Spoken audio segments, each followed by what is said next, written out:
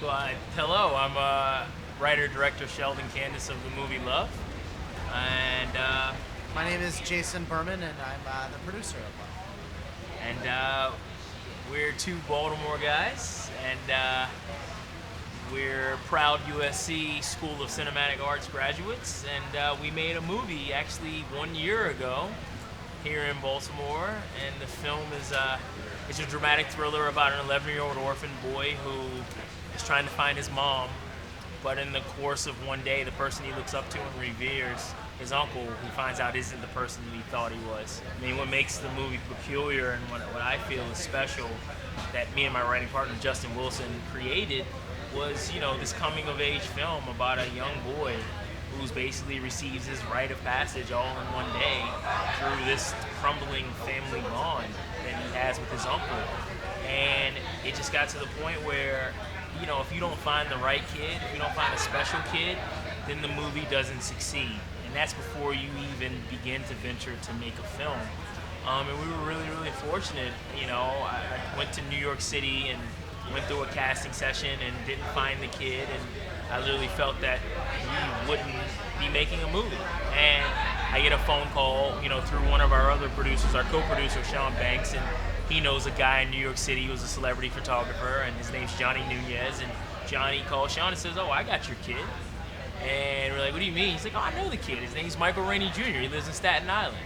And I was very skeptical. I had went through a really, really tough time trying to find this kid in New York, and I just didn't believe him. I didn't believe it was possible. And Michael comes to meet me, and the minute that I saw him, I said, "Wow!" I said, "I really think this is the kid." And what's really interesting is we bring Michael to Baltimore to do a chemistry read with Common in Pat Moran's office, who is a legendary Baltimore, casting director. She's Homicide and The Wire and The Corner and everything here in Baltimore. And, we do a really emotionally charged scene with Michael and Common. And I tell him, I said, after the text is gone on the page, I want you two to stay in the moment. And I want you to really get somewhere. And before I came to Baltimore and Pat's office in that moment, I tell Michael in New York, I said, "Michael, I said, what's going to get you this job is if you can be emotionally vulnerable very quickly." And he looked at me and says, "I can do that." And I was like, "Okay, we'll see in Baltimore." And we come into that casting session, and the scene ends, but it continues through their improv. And Michael has this ability to just instantly be emotionally connected and vulnerable in this very, very touched kid who has this moment. And Pat Moran literally stops the audition and throws the towel in. And she says, never in 30 years of casting has she ever seen a 10-year-old boy with so many emotional layers. So that was the thing. This was a movie that took about 8 years to come to fruition. I was personally involved in it for 6 of those years with Sheldon, and there were a lot of ups and downs in making this movie and getting the cast attached. We ended up getting an incredible cast of Common, Michael Rainey Jr., who we're introducing in the film, Danny Glover, Dennis Haysbert, Megan Good, Charles Dutton, Michael Kenneth Williams, and it took a long time to assemble that group of people. And then a long time to raise the money. It's not easy raising money for an independent drama as it is, and one that is stars all African American actors. So it took a while to do that, and then along the way of getting closer. Once we finally had the train up to about 75 miles per hour, we were getting towards 100. We just between Sheldon and myself and our team.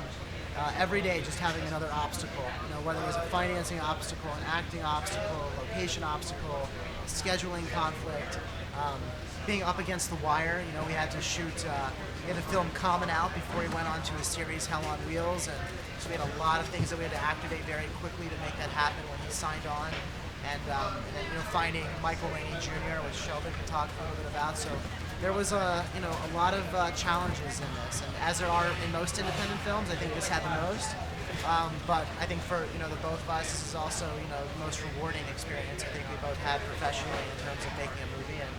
And we premiered the film, fortunately, at Sundance in January. and just got back from Sundance, London, and Sheldon's been traveling to 5 or 6 different cities across the country, and is going to start doing some more international screenings. And we sold the movie at Sundance, and we released in the fall. And it's so awesome for us to be back here in our home state and hometown to be having the Maryland premiere at the Maryland Film Festival. So it's come full circle. I feel that, but it's one thing for me and Justin to write it, but it speaks to Jason's own determination as a very special independent producer to then be able to be very, very aggressive and committed to getting the actors and working with the casting directors to place those actors. But even before we are fortunate enough to have Mary Vanu cast the movie along with Pat Moran, it takes Jason's ability to just constantly be getting after the talent's agents and managers and saying, listen, we know it's really, really small, and we know there's no money for your client, but in terms of the creative quotient of the art, it's a really great story. And you know what? We believe Dennis Haysbert will be excited to do it. And we believe that, Common's going to have a chance and opportunity to give his best performance because it's so emotionally layered and there's so much complexity. So I would say people should come see the movie because it's an incredible story with incredible performances by people that we're all familiar with and we've seen, and then also by people that we're introducing for the first time. It's incredibly directed and well shot, it's very well edited, and it's just a beautiful piece of cinema that flows very, very well.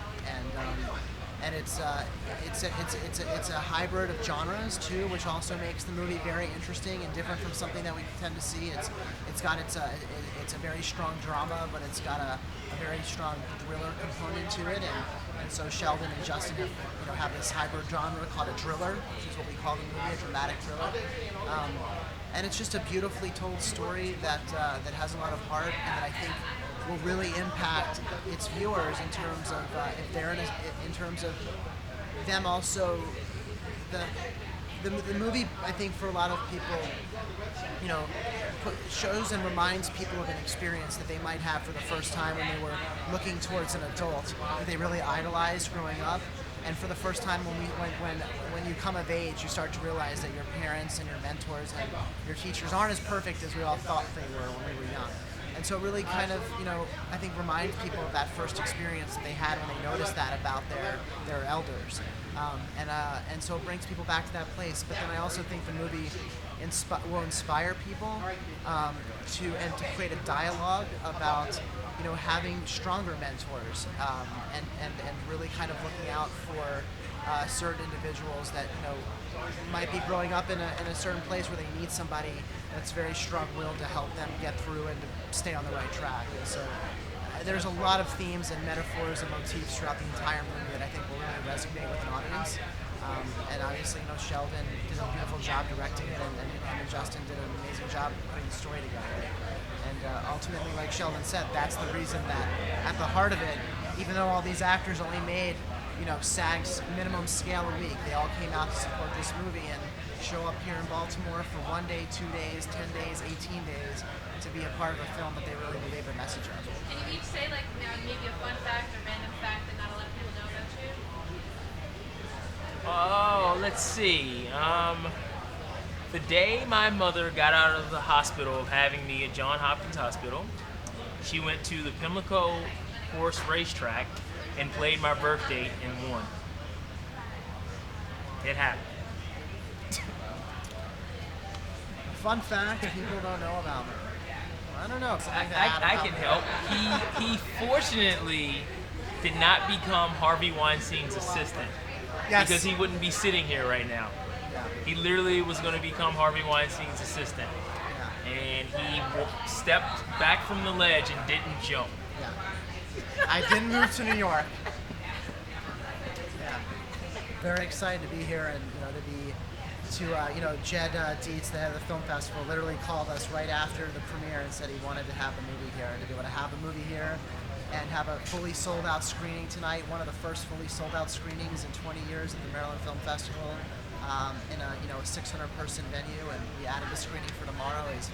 is pretty wild. So it's going to be, I think, a good little taste for us of what the response will hopefully be when we premiere the movie here in October theatrically. It's